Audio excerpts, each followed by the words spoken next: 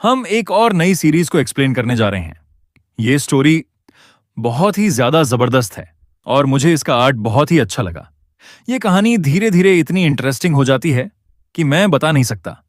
इसलिए मेरा एक सजेशन है, ये कहानी आप एंड तक देखिए। आप इसे और सुनना चाहोगे तो बिना किसी देरी के शुरू करते हैं। इस कहानी की शुरुआत एक डार्क फॉरेस्ट से होती है। वहां एक पेड़ पर दो चिड़िया अपनी भाषा में आपस में बात कर रही होती हैं। वहीं एक रिवर पर एक हिरण पानी पी रहा होता है और दूसरा आसपास सावधानी से देख रहा होता है। और उसी घने फॉरेस्ट में एक झोपड़ी होती है जिसकी हालत काफी खस्ता होती है। इसके आसपास कटे हुए पेड़ होते हैं और डरावनी धुंध छाई होती है। फिर हम उस झोपड़ी के अंदर का सीन देखते हैं। वहां एक गंदे बोल से कुछ मक्खियां उड़कर न हिल रहे हाथ पर बैठ जाती हैं। उस हाथ की हड्डियां और नसें कमजोरी से बाहर आ गई होती हैं। जमीन पर लेटे लड़के को उसके पास बैठा बूढ़ा आदमी कहता है, नौजवान, तुम कई दिनों से ऐसे ही हो। जो भी बोझ है दिल पर उसे छोड़ दो। ये सुनकर वो लड़का गहरी सांस छोड़ते हुए दुखी मन से मन में कहता है, छोड़ दूं? हाँ, और कर भी क्या सकता हूं? मेरी इस हालत में तो बदला लेना नामुमकिन है। शायद इस कड़वाहट को पी लेने से ही मुझे थोड़ी शांति मिले, लेकिन मैं बस इसे स्वीकार नहीं कर पा रहा। फिर अपने चार दोस्तों को याद करता है जो उसके लिए भाई जैसे होते हैं। उन्हें याद कर कहता है, वो मेरे भाई जैसे थे, लेकिन उनकी मुस्कुराहटों के पीछे छुपी हुई धारदार तलवारें मैं पहचान नहीं सका और मैं उनके जाल में बुरी तरह फंस गया। ये ऐसा इसलिए कहता है क्योंकि उससे किसी एक भाई ने, जिसका हमें फेस नहीं दिखाया जाता, उसे फंसाकर झड़ दिया होता है, जिससे वो धीरे धीरे मर रहा होता है। वो बूढ़ा इंसान उसे पानी पिला रहा होता है, लेकिन तभी बूढ़े को कुछ महसूस होता है। वो पानी पिलाते हुए रुक जाता है और आसमान की तरफ देखने लगता है। आसमान से बर्फ के क्रिस्टल गिर रहे होते हैं। ये देखकर बूढ़ा कहता है, अभी तो धूप थी, अचानक बर्फ क्यों गिरने लगी? कोई आश्चर्य नहीं कि हाल ही में अजीब घटनाएं हो रही हैं। पूरा मेपलवुड शहर दिन ब दिन बेचैन होता जा रहा है। फिर आसमान से गिरते हुए आइस क्रिस्टल को क्यूरियोसिटी से देखते हुए कहता है, ये कुछ बर्फ के टुकड़े चमक क्यों रहे हैं? और उस आइस क्रिस्टल को अपनी उंगली से टच करता है। बस टच करने से ही उसकी उंगली बर्फ में तब्दील होने लगती है और बाहर भी एक चिड़िया और हिरण उस आइस क्रिस्टल के कांटेक्ट में आते ही पूरी तरह से आइस में कन्वर्ट हो जाते हैं। यही हाल उस बूढ़े का भी होता है। बूढ़ा पूरी तरह से बर्फ में तब्दील हो चुका होता है और तभी उस बर्फ पर क्रैक आ जाते हैं और वो बूढ़ा आइस के साथ टुकड़ों में बिखर जाता है। उन चमकते आइस क्रिस्टल को देखकर वो लड़का मन में कहता है, ये बर्फ के टुकड़े दाव की शक्ति से भरे हुए हैं। इन्हें जरा सा छूना भी इंसान की मौत के लिए काफी है। तभी एक आइस क्रिस्टल उस पर गिरने वाला होता है। ये देखकर वो आंखें बंद कर कहता है, छोड़ो, मैं अपनी मौत को गले लगा लूंगा। लेकिन तभी आसमान से एक आग का गोला उसी झोपड़ी के पास आकर जोर से गिरता है, जिससे एक बड़ा ब्लास्ट होता है और उससे जो हीट निकलती है उससे आइस क्रिस्टल खत्म हो जाते हैं। उस आग के गोले को देखकर वो लड़का कहता है, इतनी प्रबल दांव की गूंज। तभी उसे आग के गोले में एक इंसान की इमेज दिख रही होती है। उसे देखकर वो कहता है, ये कौन है? धीरे धीरे आग कम होती है और उसमें से एक आदमी बाहर आता है। इसके लैंडिंग की वजह से इसके नीचे की जमीन धंस चुकी होती है और ये एक पावरफुल बंदा होता है। इसका पीछा इसके कुछ एनिमी कर रहे होते हैं। वो ऊपर आसमान में गुस्से से देखकर पूछता है, क्या बिना सोचे समझे लोगों को मारना और नरसंहार करना ही तुम्हारा दांव है? ये होता है छू नेशन का झोगवांगलिए। हम देखते हैं आसमान में बहुत सारे लोग होते हैं। तभी उनका लीडर जवाब देता है, नरसंहार? क्या मैंने सही सुना? झोगवांगलिए, तुम्हारी ऊंची निगाहों में क्या चींटियों की जिंदगी भी कोई मायने रखती है? ये होता है चिन नेशन का गोंग यांगबाई। ये भी पावरफुल बंदा होता है और इसके पीछे जो लोग होते हैं वो इसके डिसाइपल यानी शिष्य होते हैं और इसी आदमी ने आइस क्रिस्टल गिराए होते हैं। तभी सारे डिसाइपल मिरियड स्ट्रीम्स ऑफ सोड रेन कहते हुए पानी के एरो बनाकर झो पर कंबाइन अटैक कर देते हैं। इस पर झो काउंटर अटैक में ब्लेजिंग सन कहते हुए एक बड़ा फायर का गोला बनाता है और उन आते हुए एरो की ओर फेंक देता है, जिससे वो एरो उस गोले से टकराकर खत्म हो रहे होते हैं। उस गोले की पावर देखकर एक डिसाइपल हैरान होकर कहता है, वाह, हमारी संयुक्त चाल मायरिड स्ट्रीम्स ऑफ सॉड रेन जो ए ग्रेड दांव कला के बराबर थी, पल भर में ही नष्ट हो गई। तभी उनका लीडर अपने मुंह में बहुत सारी हवा भरता है और जोर से छोड़ देता है, जिससे उनकी तरफ आ रहा फायर का गोला बर्फ में कन्वर्ट होने लगता है और ये अटैक होता है एक सांस, बाहर फ्रॉस्ट। फिर उस बर्फ के गोले को झुओ अपनी फायर सोर्ड से बीच से काट देता है और गोंग यांगबाई का नाम जोर से चिल्लाते हुए उस पर अटैक करने वाला होता है। लेकिन तभी उसे कुछ अजीब लगता है। वो साइड देखता है और हैरान हो जाता है, क्योंकि साइड से किसी ने उस पर चुपके से शार्प ब्लेड से हमला किया होता है। वो अपनी फायर सोर्ड से उन ब्लेड को जला रहा होता है। इसी अचानक हमले से वो फिर से जमीन पर आ जाता है। तभी उस पर आसमान से बहुत सारे ब्लेड से हमला होता है, लेकिन फिर भी वो बिना किसी खरोंच के बच जाता है और आसमान में देखता है उसे एक बड़ा सा बर्ड दिखता है। ये बर्ड एक रोबोट होता है और उसे कंट्रोल करने वाला आदमी झुओ को कहता है, तुम काफी खतरनाक हो। तुम सोल फ्लेइंग एग्नी के 9 yin प्रोफाउंड मैलिस फॉर्मेशन का दर्द झेलते हुए लड़ रहे हो। तुम कमजोर हो ही नहीं सकते। कोई आश्चर्य नहीं कि चिन नेशन ने हमारे मो फैमिली से मदद मांगी। ये होता है मो फैमिली का मो जिंग्यू और ये यांगबाई के साइड से झुओ को मारने आया होता है। ये भी काफी पावरफुल होता है और अब 2 विरुद्ध 1 मुकाबला होने वाला है। इसे देखकर झुओ उसका नाम गुस्से से चिल्लाते हुए कहता है मो जिंग्यू और उस पर अटैक करने जाने लगता है। यह देखकर यांगबाई अपने डिसाइपल्स को चिल्लाकर ऑर्डर देता है, सारे डिसाइपल्स फॉर्मेशन सेटअप करो, इसे अटैक करने का कोई मौका मत दो। इतना सुनते ही झुओ को चारों ओर से घेर लिया जाता है और वो डिसाइपल फॉर्मेशन बनाने के लिए एक अलग ही भाषा में मंत्र कहते हैं। उससे उनका गला गुब्बारे की तरह फूल जाता है और उनके मुंह से पानी के स्नेक बाहर आने लगते हैं। वो वाटर स्नेक झुओ को चारों तरफ से सर्कल बनाकर ट्रैप करने लगते हैं। ये देखकर झुओ चिल्लाकर यांगबाई को कहता है, गोंग यांगबाई, तूने अपने साथ पावरफुल 9 yin प्रोफेंड मलिस फॉर्मेशन लाई है ना, फिर भी तू मुझ पर ऐसे बोरिंग दांव कला यूज कर अपनी लाइफ क्यों बर्बाद कर रहा है और आसानी से उन वाटर स्नेक को गाजर मूली की तरह काट डालता है। वो स्नेक टुकड़ों में जमीन पर गिरने लगते हैं। इस पर यांगबाई अपने डिसाइपल से पावर लेकर दोनों हाथों में एकत्र करते हुए कहता है, बोरिंग, झुओ ग्वांगलिए, क्या तुम्हें अब भी लगता है कि यह तुम्हारा खेल है? फिर जोर से चिल्लाता है, फॉर्मेशन एक्टिवेट। इतना बोलते ही जो टुकड़ों में वाटर स्नेक कटे होते हैं, उनके हर कटे पार्ट से नए स्नेक बन जाते हैं और बहुत सारे वाटर स्नेक झुओ का एक पैर पकड़ लेते हैं, जिससे वो डिस्ट्रैक्ट हो जाता है। इसका फायदा उठाते हुए एक स्नेक उसके कंधे को काट लेता है। यह देखकर झुओ मन में कहता है, ये वाटर स्नेक 9 yin गहरी दुर्भावना से शक्तिशाली बनाए गए हैं। मैं इनके कितने भी टुकड़े करूं, वो उन टुकड़ों से और नए बन जाते हैं, जिससे इनकी संख्या बढ़ती जाती है और इनके डसने से प्रोफाउंड यिन की पावर मेरे शरीर में घुस जाएगी, जिससे मेरे शरीर में दांव ऊर्जा का प्रवाह बंद हो जाएगा। तभी झुओ उस अटैक से संभल पाता। उससे पहले ही यांगबाई अपने मुंह से जोर से हवा छोड़ता है। यह होता है second breath blood freeze attack, जिससे जिन स्नेक ने झुओ को जकड़ा होता है वो आइस में बदलने लगते हैं।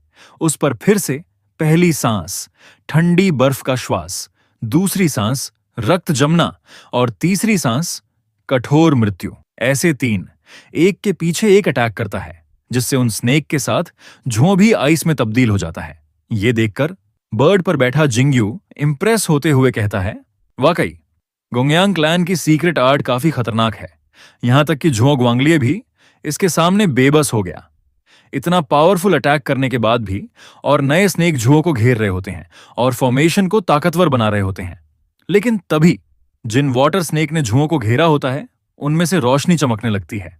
यह देखकर यांगबाई पूरी ताकत से फॉर्मेशन को बनाए रखने की कोशिश कर रहा होता है, लेकिन इसका कोई फायदा नहीं होता। झुओ बॉइलिंग ब्लड बर्निंग सोल का अटैक कर उस आइस केज से आजाद हो जाता है।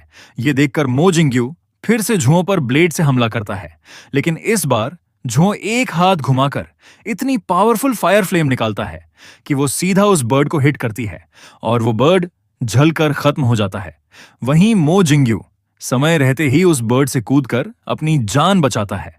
हम देखते हैं झुओ अब पहले से और पावरफुल बन चुका होता है। उसकी आंखों से भी फायर निकल रही होती है, जिससे वो और भी कूल लग रहा होता है। वो अपना एक हाथ उठाता है और कहता है, एक्सप्लोड, जिससे आसमान में बहुत बड़े ब्लास्ट होने लगते हैं। ये देखकर यांगबाई शॉक होकर कहता है, मेरी 9 येन गहरी दुर्जनता संरचना फेल हो गई। उन एक्सप्लोजन के बाद जो जोर से कहता है, सिटी स्कॉर्चिंग, ब्लेजिंग ब्लॉसम्स, आसमान से येलो कलर के फ्लावर गिरने लगते हैं। ये देखकर एक डिसाइपल हैरान होता है। उसे ऐसा डरते देख दूसरा डिसाइपल शो ऑफ करते हुए उस फ्लावर को पकड़ते हुए कहता है, ये है धधकती कली, बस तीसरे लेवल की दांव कला। देखो, तुम्हारा सीनियर ब्रदर इसे एक हाथ से बुझा देगा। लेकिन वो उसे टच करते ही पूरी तरह से जलने लगता है और राख बन जाता है। ये देखकर यांगबाई चिल्लाकर सारे डिसाइपल से कहता है, मूर्ख, ये झुओ ग्वांगलिए की सिटी स्कॉचिंग ब्लेजिंग ब्लॉसम्स तकनीक है। अभी वाटर एलिमेंट की दांव कला सक्रिय करो ताकि इसका जवाब दे सको और सुरक्षित क्षेत्र बना सको। ये सुन सारे डिसाइपल्स पानी से उस अटैक को रोकने की कोशिश कर रहे होते हैं। झुओ का अटैक देखकर जिंग्यू कहता है, ये बहुत शक्तिशाली है और इसका दायरा भी बहुत बड़ा है। लगता है ये सच है कि झुओ ग्वांगलिए ने 19 साल की उम्र में इसी तकनीक से पूरा शहर नष्ट कर दिया था। फिर वो अपने पीछे का बॉक्स खोलता है। उस बॉक्स से बहुत सारे छोटे बर्ड्स बाहर निकलने लगते हैं जो जाकर उन फ्लावर से टकराकर उन्हें ब्लास्ट कर खत्म कर रहे होते हैं। हम आसमान को देखते हैं जहां हर जगह बस वाटर और फ्लावर के टकराने से धमाके ही धमाके हो रहे होते हैं और इससे लिटरली बारिश होने लगती है। ये देखकर वो लड़का कहता है, इतने ताकतवर ये लोग आखिर हैं कौन? वहीं झुओ के बॉडी से बहुत खतरनाक फायर निकल रही होती है। वो एक मंत्र कहता है, अत्यधिक अग्नि की शक्ति, आसमान जलाना, समुद्र उबालना, पूर्वज झुरोंग मेरे माध्यम से प्रकट हो। फिर हाथ घुमाते हुए एक बड़ा फायर ड्रैगन उन डिसाइपल्स पर छोड़ता है और वो ड्रैगन एक एक कर सारे डिसाइपल जलाकर राख कर देता है। फिर यंगबाई की तरफ बढ़ता है, लेकिन मो जिंग्यू बीच में आकर अपने मैकेनिकल पंखों से उस ड्रैगन को रोकता है। लेकिन ड्रैगन की पावर इतनी होती है कि वो दोनों सीधा जमीन पर गिर जाते हैं। खुद को संभालते हुए यंगबाई कहता है, कमबख्त, ये झुरोंग का बीज कहां से आया? वो झुरोंग का असली रूप कैसे इस्तेमाल कर सकता है? मो जिंग्यू अपने मैकेनिकल पंखों की हालत देखता है जो वो हमला रोकते हुए खराब हो चुके होते हैं और वो बॉक्स भी पिघलने लगा होता है। तभी जमीन कांपने लगती है। वो डर के मारे इधर उधर देखने लगता है। फिर देखता है बहुत बड़े पैर का निशान। वो होता है झुओ के पूर्वज झुरोंग का। फिर झुओ को देखते हैं जो उन दोनों को ललकारते हुए कहता है, आओ मारो मुझे। और हम देखते हैं झुओ ने पूर्वज झुरोंग का ट्रू फॉर्म अचीव कर लिया होता है, जिससे एक बहुत बड़ी फायर बॉडी बन चुकी होती है जिसके दोनों बाजू बड़े बड़े फायर ड्रैगन होते हैं और ये बॉडी झुओ कंट्रोल कर रहा होता है। वो उन दोनों को कहता है, क्या नोबल लिनिएज, क्या जीनियस, तुम मेरी मौजूदगी में ऐसे टाइटल्स पर घमंड करते हो, और उन्हें मारने उनकी तरफ बढ़ने लगता है। ये देखकर यंगबाई हवा अंदर लेते हुए कहता है, डरने की जरूरत नहीं। भले ही झुओ ग्वांगलिए के पास झुरोंग का असली रूप है, लेकिन मेरी तीसरी सांस गहरे जमाव की शक्ति उसका सामना कर सकती है। और मुंह से हवा छोड़ता है, लेकिन पहले ही ज्यादा पावर यूज करने की वजह से वो ये अटैक पूरा कर नहीं पाता। गला पकड़कर खांसने लगता है। उसकी ये हालत देखकर पीछे खड़ा मो जिंग्यू कहता है, गोंग यांगबाई, क्या हमें पीछे हटना चाहिए? फिर झुओ कहता है, नदी घाटी में हमारी हार अब तय है। न कोई नदी न कोई सागर मेरे इस राष्ट्रीय अपमान और निजी नफरत को धो सकता है। लेकिन मैं झुओ ग्वांगलिए, ये कहते हुए उसकी आंखों से आंसू आते हैं जो फायर की वजह से भाप बन जाते हैं। फिर वो जोर जोर से हंसते हुए कहता है, हा हा हा हा, सिर्फ मैं ही अपने शरीर को मार सकता हूं। सिर्फ झुरोंग ही मेरी सोल को जला सकता है। मेरा महान सिर यहां है। कौन इतना काबिल है कि इसे काट सके? तभी उसकी गर्दन पर एक पर्पल लाइट का स्लैश होता है जिससे उसकी गर्दन कटकर जमीन पर लुढ़कते हुए गिर जाती है। झुओ की कटी गर्दन देखकर यांगबाई हैरान रह जाता है। उसे समझ ही नहीं आता कि ये किया किसने। तभी वही पर्पल लाइट फिर से चमकती है और उसकी आवाज से वो दोनों इतने पावरफुल होने पर भी सिर पकड़ लेते हैं। हम देखते हैं वही पर्पल लाइटिंग एक सोर्ड की होती है जो फुल स्पीड से जाकर झुओ का सिर काटकर फिर से अपने मालिक के पास लौट आई होती है। उस सोर्ड के मालिक को देखकर यंगबाई हैरानी से उसका नाम पुकारता है, ली ही। ये होता है जिंग नेशन का ली ही। वो शांत स्वभाव में कहता है, बहुत शोर है। इस पर यांगबाई कहता है, ली ही, हमारे हाइनेस यिंगवू के आदेश से। उसकी बात पूरी होती उससे पहले ही ली बस उनकी तरफ देखता है। और ये इतना पावरफुल होता है कि उसके देखने भर से ही उन दोनों को पता चल जाता है, अगर एक वर्ड भी मुंह से निकला तो ये सीधा हमारे सिर को ही बीच से काट डालेगा। ये एहसास होते ही यंग बाय फुल स्पीड से जुओं का कटा हुआ सिर उठाता है और तेजी से वहां से निकल जाता है। उसके साथ मोजिंग्यू भी भाग जाता है। उसके बाद ली ही जुओ की बॉडी को देख रहा होता है, फिर अपने हाथ में एक प्राचीन टोकन निकालता है जिस पर डीमन का फेस होता है। वो टोकन कहता है, अब हमारा हिसाब बराबर। तभी ली ही उस टोकन को फोड़कर चकनाचूर कर देता है। फिर उसकी नजर सामने फायर में लिपटी जुओं की सिर कटी बॉडी पर जाती है। वो अपने हाथ को रोल कर दूरबीन की तरह करता है और आंख पर रखकर उस बॉडी को देखता है। फिर कमर से थोड़ा टेढ़ा होकर हाथ खोलता है और कहता है बूम, जिससे जुओं की बॉडी बॉम्ब की तरह एक्सप्लोड हो जाती है, टुकड़ों में बिखरकर जमीन पर गिर जाती है। ये देखकर ली के मुंह पर एक हल्की सी मुस्कान आती है। फिर हम दूसरे दिन का सीन देखते हैं। उस झोपड़ी के अंदर एमसी हांफते हुए अपनी जगह से उठने की कोशिश कर रहा होता है। उसकी बॉडी दर्द से थर थर कांप रही होती है। तभी उसकी नजर उस मरे हुए बूढ़े के सिर पर जाती है। ये देखकर वो मन में निश्चय करता है, मैं अभी राजी नहीं हूं, मैं अभी मरना नहीं चाहता। फिर हांफते हुए उस झोपड़ी से बाहर निकलने लगता है। सीढ़ियां चढ़ता है और बाहर के बैटलफील्ड को देखता है। मन में कहता है, भले ही संभावना बहुत कम है, लेकिन मुझे कोशिश करनी ही होगी, और आगे बढ़ने की कोशिश करता है। तभी उसका थरथर कांपता हुआ पैर सीढ़ी से टकरा जाता है। उसका बैलेंस बिगड़ता है और वो उस छोटे पहाड़ से नीचे लुढ़कते हुए गिरने लगता है। जहां जुओं की बॉडी पड़ी होती है वहीं आकर रुकता है। बैटलफील्ड को देखकर मन में कहता है, इतने शक्तिशाली व्यक्तियों के लड़ाई में शायद कुछ खजाने छूट गए हों, कुछ ऐसा जो मेरी जान बचा सके। वो कुछ ढूंढने लगता है। मांस के टुकड़े, हड्डियों के बिखरे हिस्से, टूटा हुआ धातु, एक उंगली की हड्डी, आधी लकड़ी की हड्डी, लेकिन कुछ भी काम का नहीं मिलता। निराश होकर बैठ जाता है। लेकिन तभी उसकी नजर लाल कपड़े के अंदर रखी एक बोतल पर जाती है। वो उसे थरथराते हाथों से उठाता है और हैरान होकर कहता है, एक पिल की बोतल? उसमें से पिल निकालकर अंदाजे से कहता है, क्या यह हो सकता है? और वो रेड पिल मुंह में डाल देता है। जैसे ही पिल अंदर जाती है, उसके मुंह से गर्म भाप निकलती है। उसकी गर्दन पर फायर कलर की नस उभर आती है। दर्द बढ़ता है। वो दांत पीसकर उसे बर्दाश्त करता है। फिर हाथ पर भी वही फायर कलर की नसें फैल जाती हैं। ये देखकर मन में कहता है, कोई शक नहीं, ये वही है जिसकी मैंने दिन रात तमन्ना की, जो कभी मेरे पास थी, लेकिन अंत में मुझे धोखा देकर भाई ने छीन ली थी। ये है मेरिडियन खोलने वाली पिल। और उस पिल से उसके बॉडी में फायर कलर की बहुत सारी नसें ब्रेन से निकलकर पूरी बॉडी में फैल जाती हैं। उसके बाद वो अपने पैरों पर आराम से खड़ा हो जाता है और पिल के असर की वजह से उसके शरीर से गर्म भाप निकल रही होती है।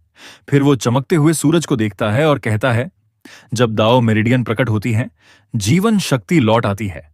किस्मत की अनिश्चितता का कोई जवाब नहीं। उसके बाद वो पूरी रात जमीन खोदकर जुओं और उस बूढ़े के लिए कब्र बनाता है और धीरे से कहता है, उस बूढ़े का शुक्रिया जिन्होंने मुझे मौत के दरवाजे पर संभाला, और उस एल्डर का आभार जिसकी मेरिडियन खोलने वाली पिल ने मेरी जान बचाई। जिसने तुम्हें दफनाया है वो कोई बेनाम आवारा नहीं। मैं जुआंग नेशन के चिंगे काउंटी के मेपलवुड शहर का हूं। मेरा नाम जांग वंग है और हमें एमसी का नाम पता चल जाता है। फिर जुओं की कब्र के सामने झुकते हुए कहता है, तुम स्वर्ग में शांति पाओ। तभी जुओं की कब्र से गोल्डन लाइट निकलने लगती है और जांग के सामने एक मून के आकार की गोल्डन रिंग बनने लगती है, जिसे देखकर वो हैरान हो जाता है। वो उस रिंग को अपने हाथों में पकड़कर कहता है, ये क्या है? तभी उसकी आंखों में एक अलग ही रेड लाइट चमकती है और अचानक वो एक बिल्कुल अलग जगह आ जाता है। वो जगह अंतरिक्ष जैसी दिख रही होती है। इधर उधर देखकर वो कहता है, मैं कहां आ गया? तभी उसकी नजर ब्लू लाइट में चमक रहे इंसान पर जाती है, जो एक येलो कॉलर के फॉर्मेशन के सेंटर में खड़ा होता है। जांग उसे देखकर कहता है, अरे सुनिए, नमस्ते, क्या मैं पूछ सकता हूं? लेकिन तभी एक आवाज जो सुनाई देती है, डाओ सोर्स के लिए फीडबैक अपर्याप्त। फिर अचानक उसके सामने दो ऑप्शन प्रकट होते हैं। एक तरफ लिखा होता है डाओ सिमुलेशन प्लेटफॉर्म, उसके नीचे 18वीं सील, 17वीं सील, 16वीं सील और ऐसे करते करते 14वीं सील तक, और दूसरी तरफ स्वॉर्ड डिस्कशन प्लेटफॉर्म, उसके नीचे लिखा होता है 3rd grade seal, 4th grade seal और ऐसे करते करते 7वीं ग्रेड सील तक। ये सब देखकर उसे कुछ भी समझ नहीं आता। फिर उसके सामने एक स्क्रोल खुलता है। उसे पढ़कर जांग कहता है, 9वीं grade sword discussion platform, first level Dao simulation platform, dot dot dot. वो सोच ही रहा होता है कि अचानक एक ताकत उसे उस ब्लू लाइट में चमक रहे इंसान की तरफ खींचने लगती है, और जब वो उसके पास पहुंचता है तो देखता है कि वो ब्लू लाइट वाला इंसान बिल्कुल उसी जैसा दिखता है, और जैसे ही वो उससे मिल जाता है उसके कपड़े बदल जाते हैं। तभी एक गूंजती हुई आवाज आती है, डोंगजन शू ब्लेस्ड लैंड के मास्टर का सम्मानपूर्वक स्वागत। अपने बदले कपड़े देखकर जांग कंफ्यूजन में कहता है, क्या हो रहा है ये सब? और वो अब फॉर्मेशन के सेंटर में होता है, जिससे फॉर्मेशन एक्टिवेट हो जाती है और ढेर सारी इंफॉर्मेशन एक साथ उसके दिमाग में घुसने लगती है। उसे बताया जाता है, ये है तैक्शु इल्यूजरी रेल्म। यहां सब कुछ सिमुलेशन है।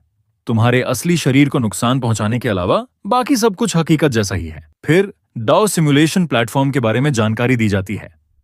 मार्शल तकनीक और दाओ कलाओं का अभ्यास और परिष्कार करने की जगह है। इस सिमुलेशन को यूज करने के लिए मेरिट की जरूरत होती है। फिर सोड डिस्कशन प्लेटफॉर्म के बारे में बताया जाता है। यह विशेष रूप से टैशु इल्यूजरी रेल में घूमने और अन्य कल्टीवेटर्स से मुकाबला करने के लिए होता है। फिर मेरिट के बारे में समझाया जाता है। मेरिट ज्यादातर युद्ध से कमाया जाता है। समान स्तर के प्रतिद्वंद्वी से लड़ाई में जीतने पर मेरिट बढ़ता है और हारने पर घटता है।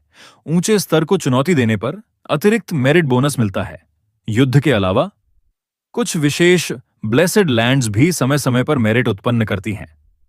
72 ब्लेसेड लैंड्स में सबसे निचली डोंगहाई माउंटेन ब्लेसेड लैंड्स हर महीने 100 मेरिट पॉइंट पैदा करती है। लास्ट की 36 ब्लेसेड लैंड्स में हर एक रैंक ऊपर जाने पर 10 मेरिट पॉइंट बढ़ते हैं, यानी 100 की जगह 110।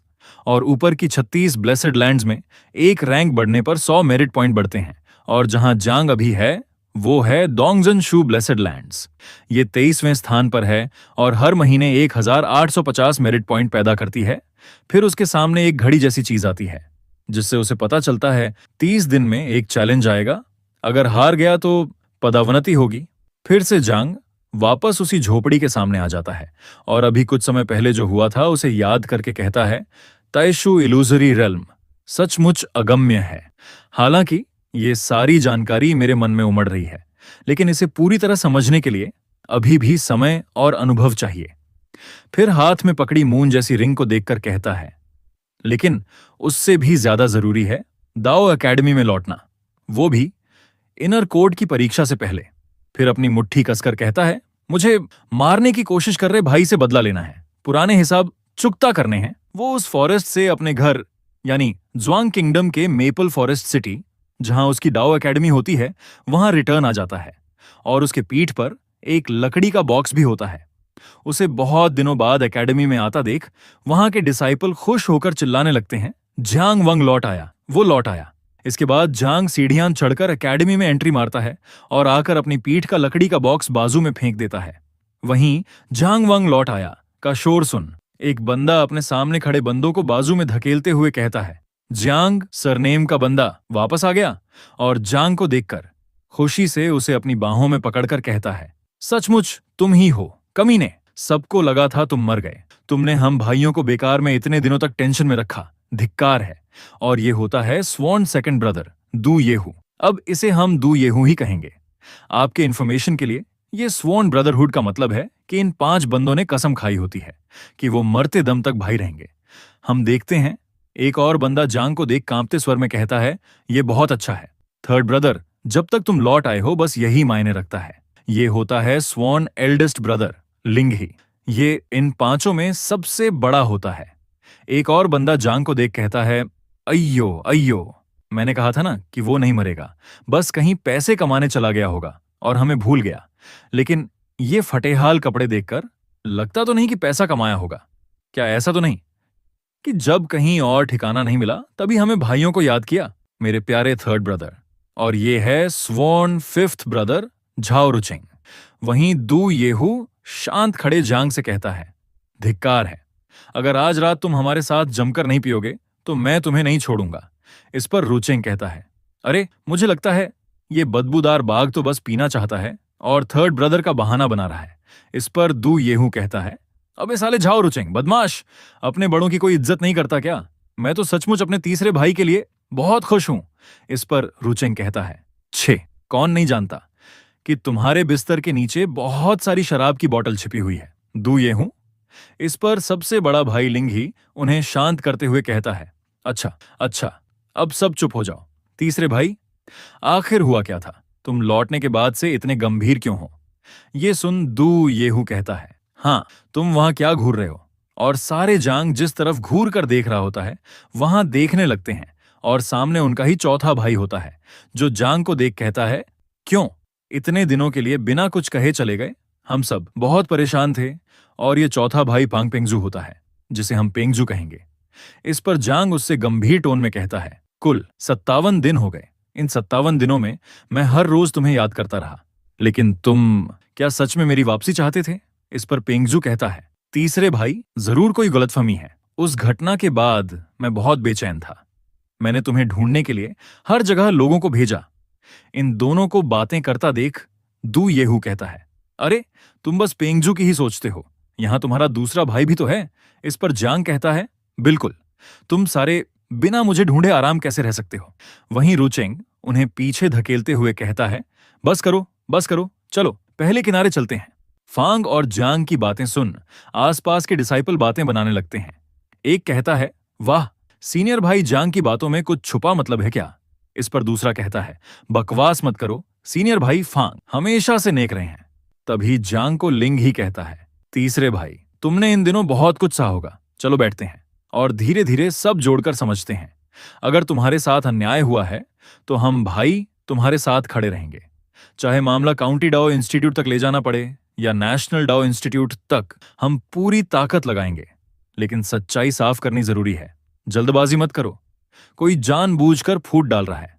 इस पर जांग अपने साथ लाए लकड़ी के बॉक्स पर हाथ रखकर उससे कहता है, बड़े भाई, मैं जानता हूं तुम्हें किस बात की चिंता है।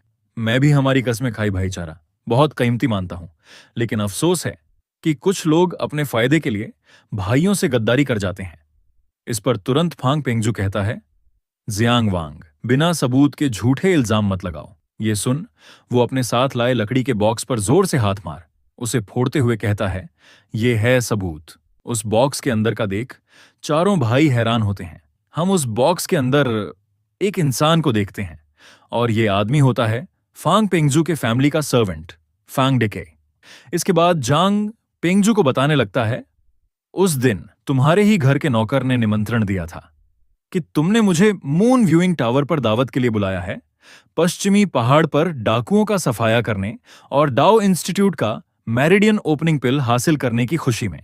जब मैं पहुंचा और तुम नहीं आए तो उसने मुझे पहले ही पीने पर जोर दिया, कहते हुए कि यह वो उम्दा शराब है जो तुमने खास तौर से भेजी है। किसे पता था कि शराब में जहर मिला है? ये सुन पेंगजू फुल स्पीड से अपनी सोड निकालकर उस सर्वेंट के गले में घुसाते हुए कहता है, कमीने, फांग परिवार ने तुम्हें खाने को 2 रोटी दी, मकान दिया, और तुमने कैसे डाकुओं से मिलकर नकली चिट्ठियां बनाकर मेरे तीसरे भाई को नुकसान पहुंचाया, और वो सर्वेंट उस अटैक से वहीं मर जाता है।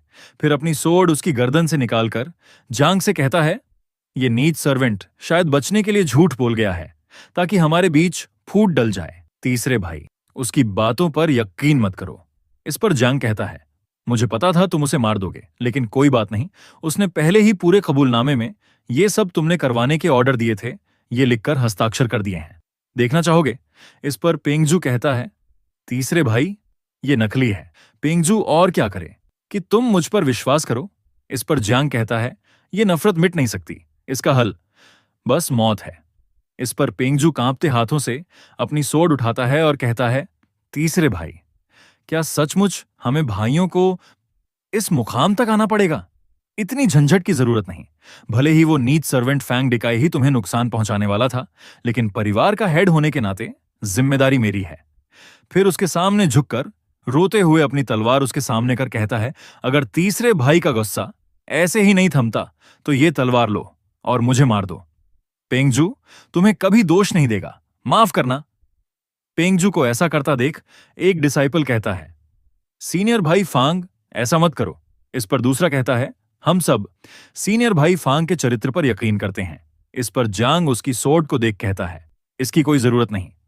ये सुन दू येहू थोड़ा रिलैक्स होते हुए कहता है, हाँ, तीसरे भाई, चौथे भाई, ये मामला। उसकी बात पूरी होती उससे पहले ही जांग अपनी सोड निकालते हुए कहता है, तुम्हारी सोड गंदी है। अगर मुझे तुम्हें मारना है तो मैं अपनी सोड से मारूंगा। जांग को अपनी सोड निकालता देख नीचे बैठे पेंगजू का रोना ही बंद हो जाता है और तभी जांग एक जोरदार स्लैश पेंगजू पर करता है। उस स्लैश को देख बाजू खड़े तीनों भाइयों की सांसें गले में ही अटक जाती हैं। लेकिन पेंगजू अपनी सोड से उस स्लैश को रोककर वहां से फुल स्पीड में भागकर दूर चला जाता है और उसकी सोड उस अटैक से दूर गिर जाती है। वहीं जियांग की यह हरकत देखकर तीनों भाई शॉक में रह जाते हैं। इस पर दू येहू गुस्से से जियांग से कहता है, क्या बकवास तीसरे भाई, तुम सचमुच सीरियस हो? फिर रूचेंग कहता है, हम सब तीसरे भाई के स्वभाव को जानते हैं। अगर नफरत इतनी गहरी ना होती तो वो कभी इस हद तक नहीं जाते। जियांग के स्लैश से बचकर दूर भागा पेंगजू डर और हैरानी के साथ जियांग से पूछता है, जियांग वांग, क्या तुम्हें हमारी पुरानी भाईचारे की कस्मों की भी परवाह नहीं? इस पर जियांग गुस्से से जवाब देता है, चुप रहो, तुम्हारे शब्द बस भाई शब्द का अपमान है। तुमने अपनी गर्दन कटवाने की बात की थी तो अब अपनी नौटंकी क्यों रोकती? सुन लो, अगर उस दिन मैं मर जाता तो कहानी वहीं खत्म हो जाती, लेकिन चूंकि मैं अभी जिंदा हूं तो जो कर्ज है वो चुकाना ही होगा और वो तुम्हें ही चुकाना पड़ेगा, फांग पेंगजू। इस पर पेंगजू गुस्से से खड़ा होकर कहता है, क्या तुम्हें पीड़ित होने का भ्रम है? मैंने तुम्हें बार बार इज्जत से पीछे हटने का मौका दिया, तुम कितने जिद्दी हो। मैंने तुम्हारा कुछ भी लिया नहीं है तो कैसे लौटाऊं? इस पर जियांग अपनी गर्दन दूसरी तरफ करते हुए कहता है, ठीक है, चूंकि तुम मानते ही नहीं तो बहस करना बेकार है। फिर वहां से कुछ दूर चलकर जाता है और एक बड़ी मूर्ति के सामने झुकते हुए कहता है, एंसेस्ट्रल मास्टर, आपका शिष्य जियांग वांग, गद्दार फांग पेंगजू के हाथों लगभग मारा गया था। ये नफरत मिट नहीं सकती, ये बदला खत्म नहीं होगा। मैं सिर्फ एक समाधान चाहता हूं, मौत का द्वंद्व, दांव का फैसला। जियांग की ये बात सुनते ही पूरे एकेडमी में सन्नाटा फैल जाता है। फिर जियांग फांग पेंगजू को कहता है, मेपलवुड इंस्टीट्यूट के कानून के मुताबिक तुम इससे इनकार नहीं कर सकते। इस पर पेंगजू कहता है, पागल हो तुम। तभी उस एकेडमी में जोरदार हवा चलने लगती है। फिर जियांग और पेंगजू ऊपर आसमान में देखते हैं। वहां उनके एकेडमी के ग्रैंड मास्टर हवा में होते हैं। फिर वो एक ऊंची जगह पर लैंडिंग करते हैं। उन्हें देखकर सारे डिसाइपल उन्हें ग्रीट करते हैं और वो आते ही बिना समय गंवाए कहते हैं, मौत का द्वंद्व, दांव का फैसला एस्टैब्लिश्ड। और ये होते हैं मेपलवुड सिटी के डाओ इंस्टीट्यूट के हेड डोंग आह। लेकिन उनके डिसाइपल उन्हें डीन कहते हैं। वो अपने हाथ में पावर इकट्ठा करते हुए कहते हैं, जेडेड केज, जिससे उनके हाथ के पास ग्रीन कलर की एनर्जी इकट्ठा होने लगती है। फिर अपना हाथ और ऊपर करके कहते हैं, राइज। इतना कहने भर से ही जियांग और पेंगजू जहां खड़े होते हैं वहां से रूट्स निकलने लगती हैं और उन दोनों को बाकी डिसाइपल्स से थोड़ा ऊपर ले जाकर उनके आसपास रूट्स से एक स्टेज बना देती हैं और उस पर पेंगजू और जियांग आमने सामने खड़े होते हैं। ये सब देखकर पेंगजू को पसीने आने लगते हैं। वो ग्रैंड मास्टर को देखकर मन ही मन सोचता है, डीन ने खुद इस मौत की लड़ाई को मंजूरी दी, मुझे भागना होगा, वरना अगर मैंने जियांग वांग को मार भी दिया तो बाद में फेंगलिन एकेडमी हस्तक्षेप कर जांच करेगी। और वो वहां से भागने लगता है। ये देखकर एक रूट फुल स्पीड से उसके एकदम आंख के पास आकर रुकता है, जिससे वो डर के मारे पीछे हट जाता है। फिर डोंग आ अपना हाथ घुमाते हुए कहते हैं, कानून तो कानून है, सोड निकालो। और एक रूट पेंगजू के पास उसकी गिरी सोड फेंकता है, जिससे पेंगजू पकड़ लेता है। ये देखकर डोंग आह कहते हैं, शुरू करो। वहीं बाकी डिसाइपल्स में से एक ये फाइट शुरू होती देख कहता है, वाह। जियांग वांग, जो आउटर कोर्ट की मेरिट सूची में पहले स्थान पर था, और फांग पेंगजू, जो दूसरे स्थान पर था, सच में लड़ने जा रहे हैं। इस पर दूसरा कहता है, यह मौत की लड़ाई है, सिर्फ साधारण मुकाबला नहीं, इसमें सामने वाले की जान भी जा सकती है। वहीं जियांग के बाकी तीन भाइयों में से दू येहू उस फाइट को चालू होता देख टेंशन में सबसे बड़े भाई से कहता है, बड़े भाई ये। इस पर वो कहता है, डीन खुद आ चुके हैं, अब हमें कुछ कहने की जरूरत नहीं। वहीं उस स्टेज पर पेंगजू अपनी सोड पकड़कर जियांग की तरफ गुस्से से घूमता है और कहता है, क्या तुम बस लौट नहीं सकते? क्यों इसे इतनी दूर धकेल रहे हो? और जियांग पर अपनी सोड से स्लैश करते हुए कहता है, मैं बस और ताकतवर बनना चाहता हूं। उस अटैक को रोकते हुए जियांग कहता है, बकवास बंद करो, आज तुम्हें मेरी तलवार से मरना ही होगा। इसके बाद पेंगजू उससे थोड़ा दूर जाते हुए कहता है, मुझे सबसे ज्यादा नफरत है तुम्हारे हमेशा आत्मविश्वास से भरे चेहरे से। फिर पेंगजू अपनी डाओ मेरिडियन ओपन करता है। ये देखकर तीनों भाइयों को समझ आ जाता है कि इसने सच में जियांग की डाओ मेरिडियन ओपनिंग पिल चुराई है। ये देख, येहू हैरानी से दांत पीसते हुए कहता है, ये दाओ मेरिडियन है जो ओपन की गई है। पेंगजू ने मेरिडियन खोल लिए हैं। फिर रूचेंग शॉक होकर कहता है, कितना बेशर्म फांग पेंगजू, ये कमीना सचमुच तीसरे भाई की मेरिडियन ओपनिंग पिल ले गया। वहीं फांग पेंगजू हंसते हुए जियांग से कहता है, जियांग वांग, भले ही तुम्हारी तलवारबाजी मुझसे बेहतर हो, लेकिन मैंने मेरिडियन ओपनिंग पिल खा लिया है और मेरे दांव मेरिडियन ओपन हो चुकी हैं। अब तुम मुझसे कैसे लड़ोगे? इस पर जियांग भी अपनी डियाओ मेरिडियन ओपन करता है, जिससे उसके बॉडी से गर्म भाप निकलने लगती है और उससे फायर कलर का ऑरा निकल रहा होता है। साथ ही उसके बॉडी पर फायर कलर की नसें उभरने लगती हैं। वो गुस्से से कहता है, हाँ, इसी मेरिडियन ओपनिंग पिल के लिए मैं अकेला पश्चिमी पहाड़ में तलवार लेकर घुसा, खून की नदियां बहाईं और आखिरकार चोरों का अड्डा उजाड़ा। इस लड़ाई में मुझे 13 जख्म लगे, जिनमें से 2 जानलेवा थे, और मैं वापसी में लगभग मर ही गया था। क्या ये मेरिडियन ओपनिंग पिल, जो मेरे खून, पसीने और आंसुओं से कमाया गया है, तुम्हारे काम आ रहा है? फांग पेंगजू, जांग की भी डाओ मेरिडियन ओपन हो चुकी है। ये देखकर पेंगजू कांपते स्वर में कहता है, तुमने भी दाओ मेरिडियन खोल लिए? और मन में सोचता है, ये कैसे मुमकिन है? क्या मैंने पहले ही उसकी मेरिडियन ओपनिंग पिल नहीं ले ली थी? फिर वो दोनों फुल स्पीड से एक दूसरे की तरफ बढ़ते हैं और बहुत सारे हमले करते हैं। तभी जियांग ताकत लगाकर पेंगजू को पीछे धकेलता है। वो पीछे जाते हुए मन में सोचता है, डैम इट, उसने आखिर कैसे मेरिडियन खोल ली? तभी उसे एहसास होता है कि उस पर जियांग के बहुत सारे कट लग चुके हैं। इससे वो टेंशन में आ जाता है और खुद को रिलैक्स करते हुए कहता है, शांत रहो, शांत रहो। भले ही उसने भी मेरिडियन खोल लिए हों, लेकिन मैंने इन 57 दिनों में अपनी ऊर्जा बचाकर पूरी पिल सोख ली है। उसकी गंभीर चोटें अभी भर रही हैं, वो ज्यादा देर टिक नहीं पाएगा। जैसे ही हमारी लड़ाई और बढ़ेगी, मैं एडवांटेज में रहूंगा। और इसी सोच के साथ पेंगजू उस पर बहुत सारे अटैक कर देता है, और इन सारे अटैक को जियांग आराम से ब्लॉक कर रहा होता है, और इनकी लड़ाई को डोंग आह भी सीरियस होकर देख रहे होते हैं। वहीं दु येहू अब जियांग को फुल सपोर्ट करते हुए कहता है, तीसरे भाई, उस कमीने फांग पेंगजू से मत हारना। फिर रूचेंग उस फाइट को ऑब्जर्व करते हुए कहता है, तीसरे भाई के दांव मेरिडियन कुछ अजीब लग रही हैं। वहीं वो दोनों एक दूसरे पर अटैक कर पीछे हट रहे होते हैं। तभी जियांग फिर से ताकत लगाकर पीछे हट रहे पेंगजू पर हमला करता है। ये देखकर पेंगजू मन में कहता है, जैसा मैंने सोचा था, उसके दांव मेरिडियन की उत्तेजना ज्यादा देर तक नहीं चलेगी। मजबूरी के वक्त उसकी कमजोरी जरूर सामने आएगी। और तभी वो हमला कर रहे जियांग के पेट को देखकर कहता है, ये रही कमजोरी, और उसके पेट में सोड घुसा देता है। फिर हंसते हुए जियांग से कहता है, तीसरे भाई, तुम और इंतजार नहीं कर सकते? इस पर जियांग अपनी सोड घुमाते हुए कहता है, हाँ, मैं अभी तुम्हें मारना चाहता हूं। और जियांग के इस खतरनाक स्लैश से पेंगजू का सोड पकड़ा हाथ और सोड का पिछला भाग भी कट हो जाता है। अपना कटा हाथ देखकर पेंगजू दर्द से चिल्लाने लगता है। तभी जियांग समय न गंवाते हुए अपनी कोहनी से पेंगजू के चेस्ट पर जोरदार हमला करता है, जिससे उसके बॉडी के अंदर की हड्डियां भी चटक जाती हैं, और इस हमले के साथ वो उस लड़ाई के स्टेज से नीचे गिरने लगता है। तभी वो रूट उसे फिर से पकड़कर स्टेज पर फेंक देती है। फिर जियांग पेंगजू की हालत देख अपने पेट में घुसी सोड को निकालते हुए कहता है, जब मैं 57 दिन और रात मौत से जूझ रहा था, तो हर वक्त इस दृश्य की कल्पना करता था। और जियांग सोड निकालकर दूर फेंक देता है। उसे देखकर पेंगजू खून खांसते हुए मन में सोचता है, कमीने, उसने जानबूझकर अपनी कमजोरी दिखाई ताकि मुझे फंसा सके। फिर से जियांग अपनी सोड लेकर उसकी तरफ बढ़ते हुए कहता है, अब मैं आखिरकार बदला ले सकता हूं। ये देखकर पेंगजू डरते हुए पीछे हटने लगता है और कहता है, तीसरे भाई, माफ कर दो, एक बार माफ कर दो। फिर वहां से भागने लगता है, लेकिन लड़ाई का स्टेज जमीन से बहुत ऊपर होता है। ये देखकर वो डोंग आह की तरफ देख रोते हुए कहता है, बचाओ डीन, बचाओ, मैं फांग परिवार का वंशज हूं, जो मेपलवुड सिटी के 3 बड़े परिवारों में से एक है।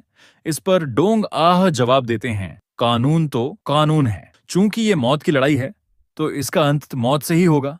तुम्हारी जिंदगी और मौत का फैसला सिर्फ तुम्हारा ओपोनेंट करेगा। ये सुन वो फिर से अपने पास आ रहे जियांग की तरफ देखकर गिड़गिड़ाते हुए कहता है, तीसरे भाई, मेरी बात सुनो। इस पर जियांग कहता है, बता जो बताना है। ये सुन वो पूरी ताकत से उसे बताने लगता है, हमारे फांग परिवार ने पिछले 20 सालों में कोई ऐसा कल्टीवेटर पैदा नहीं किया जो स्वर्ग और धरती का द्वार खोल सके। एक धीमा कदम, धीरे धीरे मैं अपने दिवंगत पिता की आखिरी उम्मीद ढो रहा हूं। तुम्हें क्या लगता है मेरे पास कितना वक्त बचा है? तुम ही फेंगलिन दाओ अकादमी के एकमात्र आउटर शिष्य हो जिसने सबसे तेज मेरिट जुटाए और मेरिडियन ओपनिंग पिल हासिल की। मेरे पास और कोई रास्ता नहीं था। फिर जियांग को तलवार उठाते देख वो पूरी ताकत से बचने की उम्मीद में कहता है, हाँ हाँ, माफ करना, तुम्हारी पिल छीनने के बाद मैं हर रात सो नहीं पाया। मुझे अफसोस है, बहुत अफसोस है। लेकिन तुम तो सुरक्षित हो ना, हम भाई हैं। क्यों क्यों तुम मुझे एक बार माफ नहीं कर सकते? लेकिन जियांग उसकी एक न सुनता, तलवार सीधा उसके सीने में घुसा देता है और फांग पेंगजू जोर की चीख के साथ मर जाता है। फिर जियांग कहता है, अगर मैं तुम्हें इसके लिए माफ कर दूं तो मुझे अपने आप का सामना करने का हक नहीं रहेगा। मैं वो हूं जिसने 57 दिन तक दर्द और निराशा में भी हिम्मत रखी। अब तुम चैन से सो सकते हो। फांग पेंगजू को मारकर जियांग इस लड़ाई को खत्म करता है। तभी उसे अपने बॉडी में कुछ अलग सा महसूस होता है, जिस वजह से उसका फोकस अंदर चला जाता है। वो देखता है फायर कलर की नसें और भी लंबी हो गई हैं। वो कहता है, मेरी दांव मेरिडियंस अचानक और फुर्तीली हो गईं। तभी उसके सामने एक अर्थवर्म रेंगते हुए आती है। उसे देखकर वो हैरान होकर कहता है, अर्थवर्म, क्या ये मेरी दांव मेरिडियन की ट्रू स्पिरिट है? उस अर्थवर्म के पेट में फायर कलर का कुछ होता है। वो जियांग के सामने आकर अपने मुंह से निकालकर उसे देती है। उन दो फायर कलर गोलों को देखकर जियांग कहता है, ओह, अब समझा, ये मेरी दांव मेरिडियन ही थी जिसने लड़ाई के दौरान फंडामेंटल दांव को उत्तेजित किया। यानी इन दो गोलों में दांव की ताकत होती है। तभी उसे डीन आवाज देते हैं, जिससे वो होश में आ जाता है। आगे डीन कहते हैं, तुम मेरे साथ झिंगशी चलोगे और बाकी लोग इस जगह से चले जाएंगे। ये सुनकर जियांग उनके पीछे जाने लगता है। वहीं उसके तीनों भाई पेंगजू के बॉडी को उठा रहे होते हैं। इसके बाद जियांग डीन के सामने खड़ा होता है। डीन उससे पूछते हैं, जैसा कि तुमने कहा, फांग देकाई की गवाही के अलावा इस द्वंद्व से पहले तुम्हारे पास ऐसा ठोस सबूत नहीं था जिसे सार्वजनिक किया जा सके, है ना? इस पर जियांग कहता है, सही है, लेकिन मेरे उसके बारे में समझ के अनुसार वह मरने से पहले स्वाभाविक रूप से सबको ठोस सबूत खुद बता देता। फिर डीन कहते हैं, तुम्हें धीरज रखना चाहिए था और दांव कोर्ट के फैसले का इंतजार करना चाहिए था। क्या तुम्हें नहीं लगता कि अभी ये सब करके तुम बहुत उतावले और लापरवाह हो रहे हो?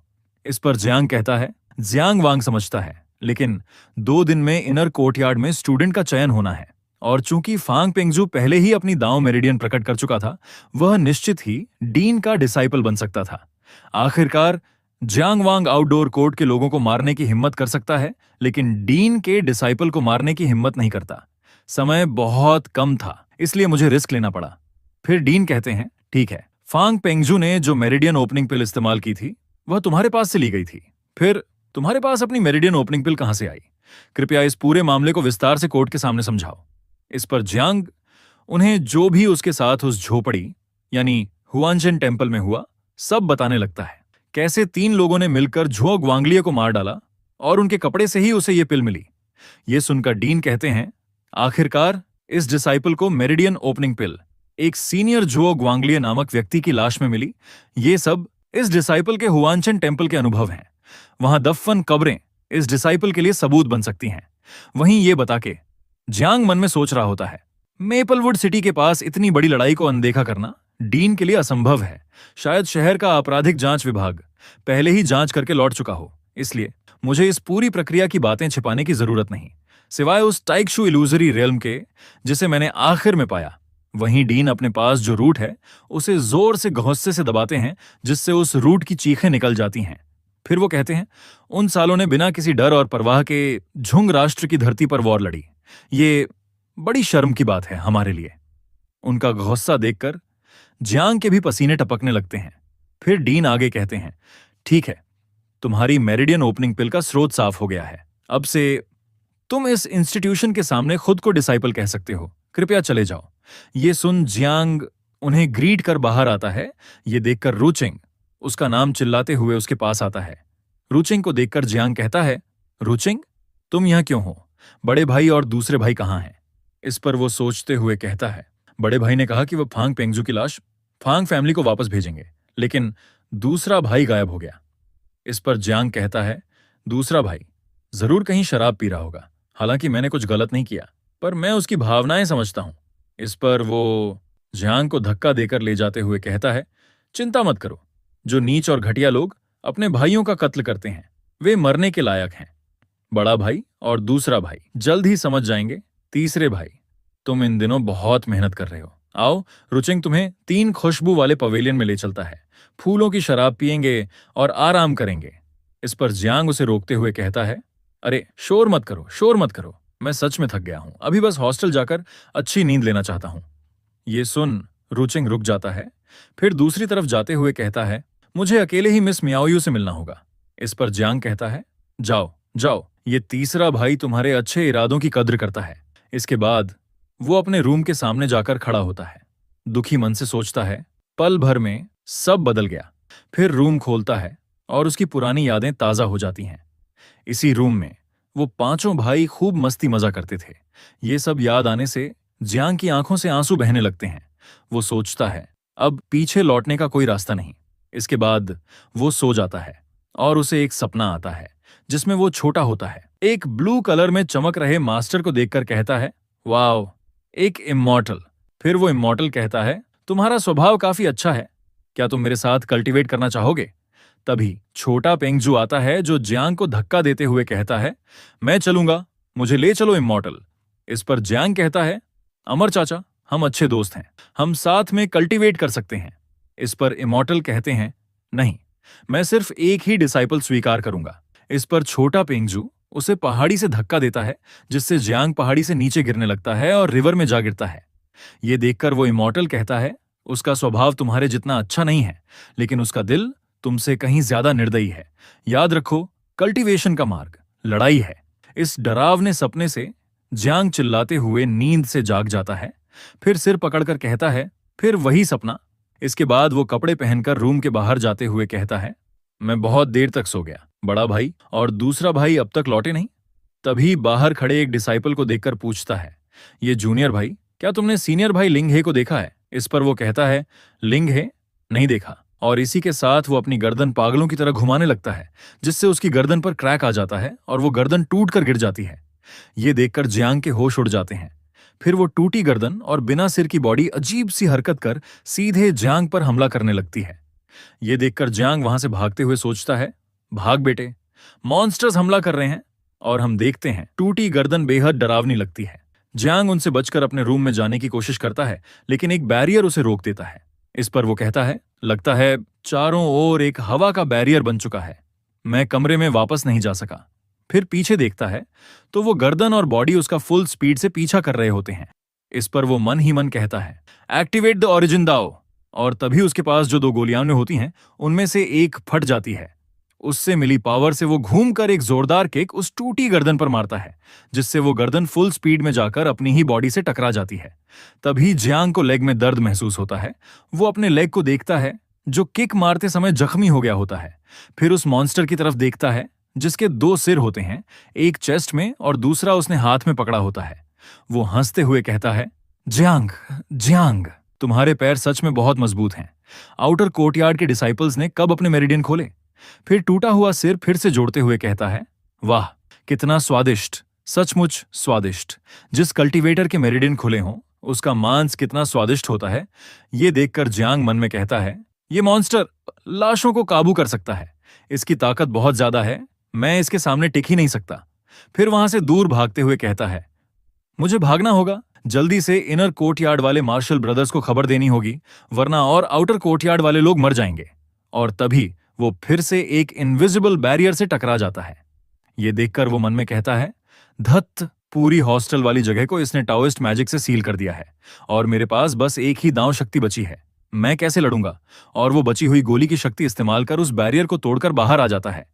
ये देखकर एक बंदा जियांग से कहता है, ओह, बुरा नहीं जूनियर ब्रदर जियांग, तुम्हें दांव शक्ति का इस्तेमाल कर सील तोड़ना भी आता है। इस मॉन्स्टर को मुझे सौंप दो और तुम हॉस्पिटल जाकर इलाज कराओ। और ये होता है इनर कोर्टयार्ड का 3rd ईयर का स्टूडेंट ली जियानक्यू। तभी उसके पीछे खड़े डीन कहते हैं, जरूरत नहीं, इस मामले को मैं खुद संभाल लूंगा। इस पर जियांग अपना जख्मी लेग पकड़कर उस मॉन्स्टर के बारे में बताने लगता है। डीन, हमला करने वाला मॉन्स्टर लाशों को काबू करने में माहिर है और आउटर कोर्टयार्ड का एक डिसाइपल मारा जा चुका है। इस पर डीन अपने हाथ से एक रूट निकालते हैं जो जियांग के जख्मी लेग में जाकर थोड़ा सा अंदर घुस वहां का जर निकाल लेता है। ये देखकर जियांग मन में कहता है, मेरे पैरों में जो शवविष था वह पूरी तरह से चूस लिया गया। वहीं वो मॉन्स्टर घरों से जंप मारते हुए भागने लगता है। ये देखकर डोंग आह कहते हैं, अनऑर्थोडॉक्स मेथड्स को यूज कर हमारे लोगों को मार रहे हो और अब भागने की कोशिश कर रहे हो। क्या तुम मुझे डोंग आह को हल्के में ले रहे हो? और वो अपने दोनों हाथ जमीन पर जोर से मारते हुए कहते हैं, जेड कैड्स, जिससे जमीन से बहुत सारी रूट्स निकलकर उस भागते हुए मॉन्स्टर के पीछे लग जाती हैं। उन रूट्स को देखकर वो मॉन्स्टर डरते हुए कहता है, मैंने तो खुद डोंग आह को जगा दिया, मैंने गलती कर दी, अब क्या करूं? और इसके बाद वो मॉन्स्टर अपने एक सिर को दूसरी तरफ फेंकते हुए कहता है, अलग अलग निकल चलते हैं। और तभी वो बॉडी उन रूट्स द्वारा पकड़ ली जाती है, लेकिन वो गर्दन सही सलामत रहती है। अपनी बॉडी को उन रूट्स द्वारा पकड़ा देखकर मन ही मन कहती है, अगर डोंग आह ने हस्तक्षेप कर दिया तो हमारे जीतने की कोई संभावना नहीं है, बेहतर है भाग जाए। और तभी वो रूट्स उस मॉन्स्टर की बॉडी को चकनाचूर कर देते हैं। ये देखकर वो सिर वहां से भागने लगता है और उस एकेडमी के गेट के ऊपर से जंप मारकर बाहर जाते हुए सोचता है, वैसे भी जानकारी हासिल हो चुकी है, वो बस एक साधारण सा छोटा ताओवादी पुजारी है जिसने अपनी मेरिडियन खोली है, वापस जाकर सेंटेस को रिपोर्ट करेंगे। लेकिन तभी उस गेट से दो रूट्स के हाथ निकलकर उस सिर को जोरदार पंच मारते हैं, जिससे उसके बहुत सारे दांत गिर जाते हैं और वो एक मशरूम जैसे फ्लावर में जाकर अटक जाता है। वो मन में सोचता है, धत्त तेरी, इतनी दूर होने के बावजूद भी ये डोंग आह के नियंत्रण में है। और तभी उसके सामने डोंग आह आ जाते हैं और कहते हैं, तुच्छ मॉन्स्टर, हिम्मत कैसे हुई डोंग आह की सीमा में आकर उग्रता दिखाने की? बताओ तुम्हें किसने भेजा है? इस पर वो मॉन्स्टर हंसते हुए कहता है, मुझे मत मारो, जरा इधर आओ, इधर आओ। और तभी उसका मुंह फूलने लगता है। वो आगे कहता है, जब हम नरक में मिलेंगे तब मैं तुम्हें बता दूंगा। तभी डीन अपनी उंगली उठाते हैं, जिससे वो मशरूम उस सिर को निगल लेता है और तभी उस मशरूम में जोरदार ब्लास्ट होता है। उस मॉन्स्टर का ब्लास्ट देख डीन कहते हैं, ये मॉन्स्टर ज्वांग नेशन के कल्टीवेशन प्रोडिजी जियांग को लगभग मारने वाला था। फिर वहां से उड़कर जाते हुए ली जियानक्यू से कहते हैं, हमारी एकेडमी सिटी लॉर्ड के मंशन जाएगी ताकि जवाब मांग सके जियानक्यू। बाकी का काम तुम्हें पूरा करना है। इस पर जियानक्यू झुककर इस ऑर्डर को मान लेता है। वही जियांग डीन की पावर देख हैरान होकर मन में सोचता है, ये 5th ग्रेड के पावर हाउस की ताकत है, क्या मैं भविष्य में इस स्तर तक पहुंच पाऊंगा? तभी उसके पिठ पर रुचेंग हाथ रखता है, जिससे जियांग डर जाता है। फिर उससे कहता है, तुमने मुझे डरा दिया, तुम यहां क्यों लौटे? इस पर वह उदास होकर कहता है, बात मत करो, मैं पूरा दिन 3 फ्रेग्रेंस टॉवर में बैठा रहा, लेकिन वहां मिस मियाओयू आई ही नहीं। फिर रोकर कहता है, स्पष्ट है कि मैं झाओ रुचेंग हैंडसम भी हूं और वेल्थी भी। फिर क्यों भाई जियांग, बताओ क्यों? वो लड़की मुझे भाव क्यों नहीं देती? इस पर जियांग उसे कहता है, अरे बस भी करो, बिग ब्रदर और सेकंड ब्रदर हॉस्टल में लौटे हैं क्या? तुमने उन्हें देखा? ये सुन रुचेंग उसे वहां से लेकर जाते हुए कहता है, नहीं देखा, लेकिन मैं अंदाजा लगा सकता हूं कि वो कहां है। और हम देखते हैं उस लड़ाई से वहां बहुत सारे डिसाइपल जमा होते हैं। एक डिसाइपल कहता है, सुना है कोई मॉन्स्टर अंदर घुस आया था और आउटर कोर्टयार्ड का एक डिसाइपल ड्यूटी पर ही मर गया। इस पर दूसरा कहता है, डीन ने पर्सनली एक्शन लिया, लेकिन अफसोस तुम देर से आए और कुछ देख नहीं पाए। वही रुचेंग उसे एक जगह लेकर जाते हुए कहता है, सुना है फंग फैमिली ने पेंगजू की बॉडी लेने से इनकार कर दिया, लेकिन बिग ब्रदर कभी भी उस आदमी को सामूहिक कब्र में नहीं डालते, तो वह एक ही जगह आ सकते हैं और वो जगह है ग्रीन विलो रिवर बैंक। और वो दोनों बात करते करते वहां पहुंच जाते हैं और वहां उन दोनों भाइयों को देख रुचेंग कहता है, देखो जैसा कि सोचा था वो यही है। और हम देखते हैं वहां पेंगजू की कब्र बनाई होती है। उन दोनों को वहां आया देख बड़ा भाई पीछे मुड़कर उन दोनों के नाम लेता है और हम देखते हैं उसकी आंखें रो रोकर लाल हो गई होती हैं। वही दूसरा भाई शराब पी रहा होता है। उन दोनों को देख रुचेंग कहता है, दुनिया में बस एक ही चीज कभी नहीं बदलती और वो है कि सब कुछ बदलता है। जब हम पहली बार मिले थे तो हम भाई यही तलवार का अभ्यास किया करते थे, लेकिन कौन सोच सकता था कि हालात ऐसे हो जाएंगे। इसके बाद बड़ा भाई और जियांग कब्र के सामने खड़े होते हैं। बड़ा भाई लिंग ही जियांग से कहता है, पेंगजू ने मेरी मदद की जब मैं संकट में था, इसलिए मैं उसे जंगल में मृत नहीं छोड़ सकता। जियांग वांग, क्या तुम अपने बड़े भाई को दोष दोगे? इस पर जियांग कहता है, बिल्कुल नहीं, हम अब बच्चे नहीं रहे। तुम्हारी उसके लिए भावनाएं गहरी रहेंगी और मुझे उससे कोई प्रॉब्लम नहीं है, लेकिन मेरी उससे रिश्ता तोड़ने की सोच बनी रहेगी। इस पर लिंग ही कहता है, यही सच है। फिर रुचेंग को देख आगे कहता है, जैसा रुचेंग ने कहा फ्यूचर में बहुत बदलाव आएंगे और बदलाव हमेशा डराते हैं। वही रुचिंग दूसरे भाई के पास जाकर उसे देख हंसते हुए कहता है, अरे जरा मुझे देखने दो, देखने दो। फिर जोर से हंसते हुए कहता है, ओ दू ये हूं, तुम तो बच्चे की तरह रो रहे हो। उसे अपना मजाक बनाता देख दू येहू का दिमाग खराब हो जाता है। फिर उसे मस्ती में लात मारते हुए कहता है, छो रुचिंग, तुम बदमाश, मैं तुम्हें लातों से मार डालूंगा। उसे एक लात पड़ने के बाद रुचिंग मदद मांगते हुए कहता है, बड़े भाई, तीसरे भाई, कृपया मुझे बचाओ, मैं गलत था, मैं गलत था। भाई दू ये हूं, मेरे भाई दू ये हूं। वही बड़ा भाई नदी में जाकर जियांग से कहता है, हालांकि उसे जैसा बदलना है वैसे ही बदलने दो। फिर जियांग की तरफ देखकर आगे कहता है, जब तक हम अपने दिल के सच्चे रहें, हम भविष्य का सामना शांतिपूर्वक कर सकते हैं, चाहे वह कुछ भी लाए, है ना? तीसरे भाई अपने बड़े भाई को देख जियांग कहता है, एक अडिग प्योर हार्ट। तभी उसकी नजर सामने जाती है और उसकी पुरानी यादें ताजा हो जाती हैं, जब वह पांचों भाई इसी जगह बहुत मस्ती करते, रूचेंग की मिलकर पैंट निकालते थे। फिर सीन चेंज होता है। हम उसी झोपड़ी को देखते हैं जहां जियांग मरने की हालत में लेटा हुआ था। वहां एक खूबसूरत लड़की बैठी होती है। तभी वहां एक ब्लैक कपड़ों में स्केलेटन आते हुए कहता है, मैं कहता हूं, क्या हमें बात करने के लिए यही जगह चुननी थी? और उस जगह को देखकर कहता है, यह जगह बहुत गंदी है और यह स्केलेटन होता है व्हाइट बोन दांव का व्हाइट बोन एनवॉय, लेकिन हम इसे कंकाल कहेंगे। उसकी बात सुन वह लड़की अपने ओंठों पर हाथ रखकर कहती है, गंदी, जुआंग नेशन के लोग इस जगह को कम से कम 10 बार अंदर बाहर खोद चुके हैं। मुझे नहीं लगता कि इस जगह के आसपास कोई भी इससे साफ जगह है। विश्व प्रसिद्ध झुओ ग्वांगलिए यहां मरा था। मैं अभी भी उसकी भव्य ऑरा महसूस कर सकती हूं। और ये लड़की होती है व्हाइट बोन दांव की व्हाइट बोन सेंटेस, लेकिन हम इसे चमेली कहेंगे। और ये वही लड़की है जिसने उस मॉन्स्टर को एकेडमी में भेजा था। फिर आगे कंकाल कहता है, चलो काम की बात करें। मेपलवुड सिटी के सिटी लॉर्ड वेई क्यूजी हमेशा से एक ताकतवर व्यक्ति रहे हैं और अब एक और शख्सियत डोंग यहां ट्रांसफर हो चुकी है। हमें दांव के बच्चे को जल्द से जल्द ढूंढना चाहिए, नहीं तो जितना देर करेंगे खतरा उतना बढ़ेगा। मेरे विचार में धीरे धीरे साधारण लोगों को इकट्ठा करने से अच्छा होगा कि हम सीधे कल्टीवेटर्स को पकड़कर बलिदान के लिए पेश करें। ये सुन वह लड़की कंकाल के पास आकर उसकी गर्दन पर एक नुकीली चीज रखकर कहती है, कल्टीवेटर्स को पकड़कर बलिदान के रूप में पेश करें? तो क्या तुम्हें लगता है कि डोंग के डिसाइपल या वेई क्यूजी के जनरल को पकड़ना बेहतर होगा? उसके आउटर डिसाइपल्स में से एक को मार देना शहर में हलचल मचा चुका है। अगर तुम मरना चाहते हो तो इतनी संयमित रहने की क्या जरूरत? अगर इतना ही मरने का शौक है ना, तो तुम अपनी तलवार निकालकर अपना गला काट लो या खुद को बिजली से निगलवाओ। किसी भी दृष्टिकोण से यह उन दोनों के हाथ लगने से कहीं अधिक सीधा सा लगता है। फिर उससे दूर जाते हुए कहती है, दांव के बच्चे के विश्व में प्रकट होने से पहले तुम्हें यह समझ लेना चाहिए कि गुमनामी बनाए रखना क्या होता है।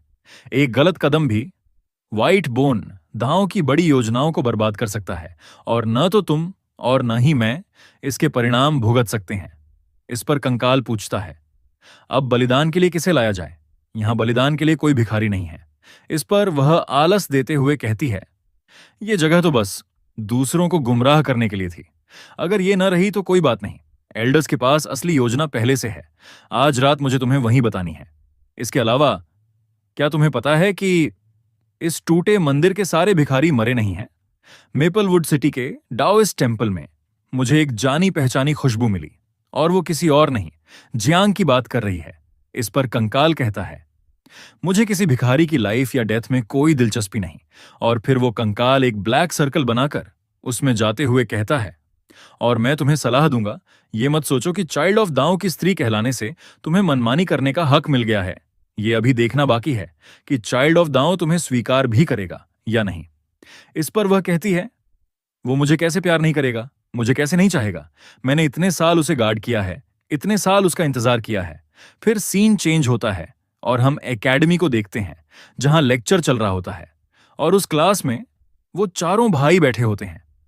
उनके क्लास का बुजुर्ग मास्टर उन्हें बताता है, दांव खाली है, फिर भी उसका उपयोग असीम है। यह सभी चीजों का पूर्वज है। यह अपनी किनारों को धार देता है, उलझनों को सुलझाता है, अपनी रोशनी को संतुलित करता है और अपनी धूल के साथ एक हो जाता है। कितना गहरा है, मुझे नहीं पता कि ये किसका बच्चा है, लेकिन यह सम्राट से पहले प्रतीत होता है और उस लेक्चर को बड़ा भाई और ज्यांग मन लगाकर सुन रहे होते हैं। वही दूसरा भाई सो रहा होता है। ये देखकर रुचिंग उसकी नाक में बर्ड का पंख टच कर उसके मजे ले रहा होता है। उनका मास्टर आगे कहता है, तुम अभी इनर कोर्टयार्ड में आए ही हो और दांव मेरिडियंस प्रकट होने से पहले सिर्फ ब्रीदिंग टेक्निक से ब्लड की बढ़ा सकते हो। दांव मेरिडियंस प्रकट होने के बाद ही एनर्जी चैनल करके दांव एसेंस हासिल करना कल्टीवेशन की असली शुरुआत है। ये समझ लो, रीढ़ को मानव शरीर का ग्रेट ड्रैगन माना जाता है और दांव मेरिडियंस उसी में छिपे रहते हैं। यही अमृता पाने की कुंजी है, इसलिए रीढ़ को टोंगतियन पैलेस भी कहते हैं। टोंगतियन पैलेस से गुजरकर हेवन के गेट खोलना एक नॉविस कल्टीवेटर से इंटरमीडिएट कल्टीवेटर बनने का संकेत है। यहां मौजूद डिसाइपल्स में से कौन एकेडमी को कल्टीवेटर रैंक्स के डिविजन्स बता सकता है? और ये मास्टर दाओइस्ट अकादमी का उपाध्यक्ष सोंग कदिफांग होता है और उन्होंने जो सवाल पूछा होता है उसका जवाब बड़ा भाई लिंग ही देता है। वह कहता है, कल्टीवेटर्स के कुल 9 रैंक होते हैं, नीचे से ऊपर इस प्रकार हैं।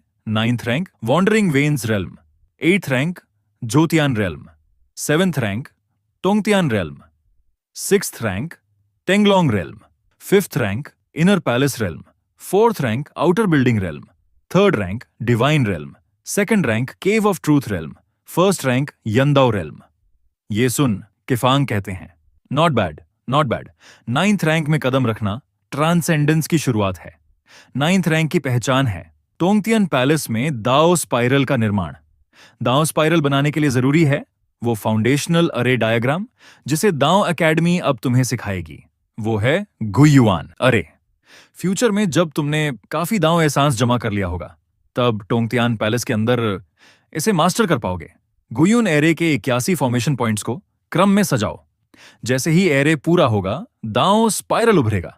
शुरुआती मेरिडियन ओपनिंग स्टेज में एक सामान्य व्यक्ति दिन में अधिकतम 2 बार एनर्जी चैनल कर सकता है और 2 दांव एसेंसेस पा सकता है।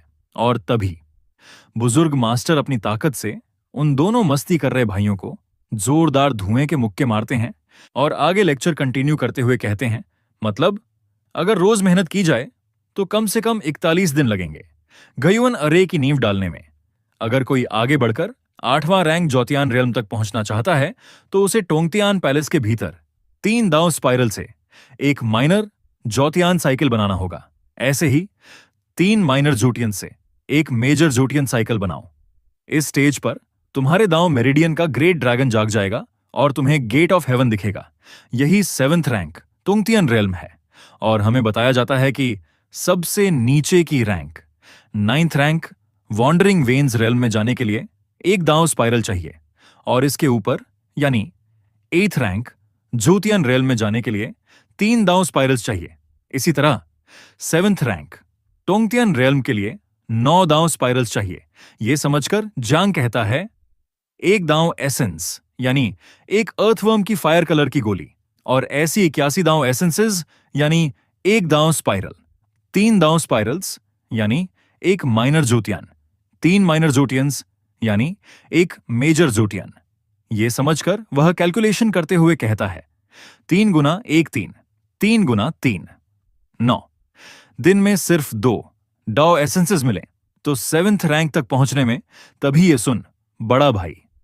वह कैलकुलेशन पूरी कर कहता है 365 दिन, लेकिन असल में इतना सिंपल नहीं है। ये टैलेंट और नसीब पर भी निर्भर करता है और एक बार दांव स्पाइरल बनने पर वह खुद दांव एसेंस पैदा कर सकता है तो प्रोसेस तेज होगा। ये सुन जांग कहता है, समझ गया, थैंक यू बिग ब्रदर। और मन में सोचता है, मास्टर दोंग ने 60 साल की उम्र से पहले 5th रैंक हासिल कर लिया था और ज्वांग नेशन में जीनियस माने जाते थे।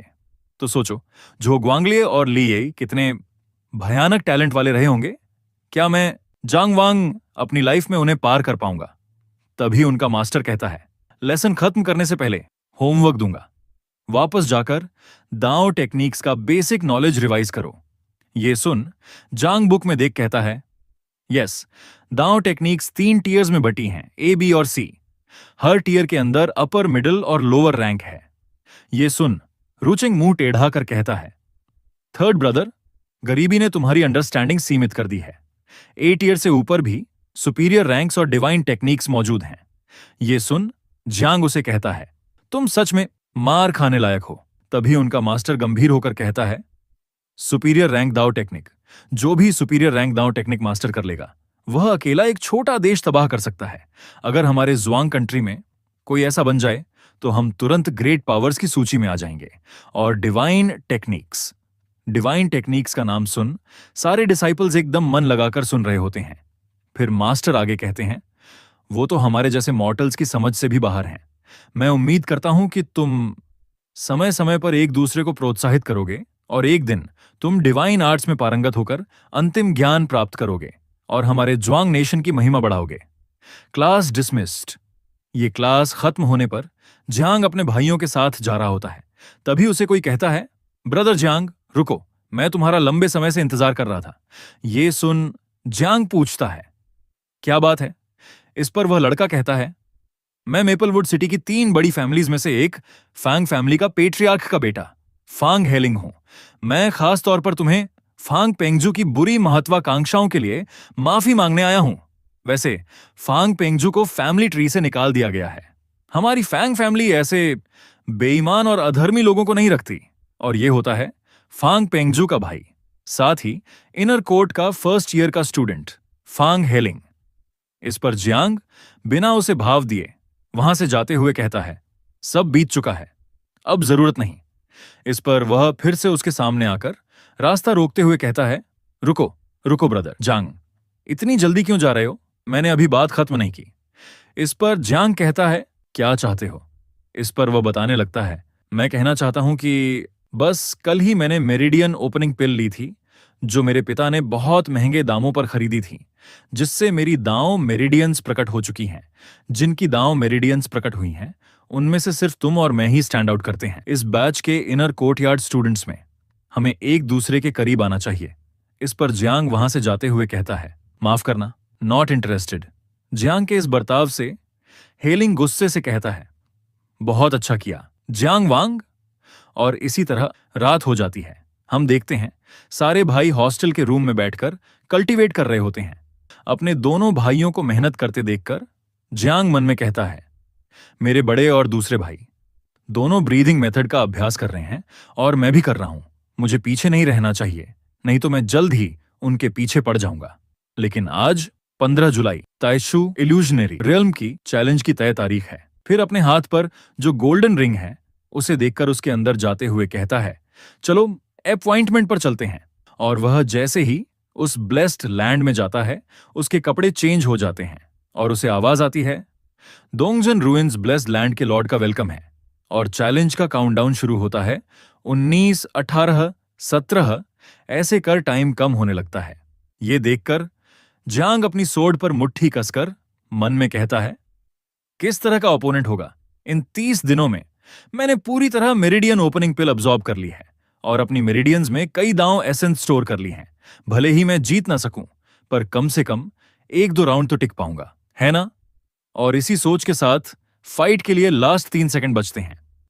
अगर यह स्टोरी आपको पसंद आई है तो कमेंट में इसे कंटिन्यू करो जरूर लिखना।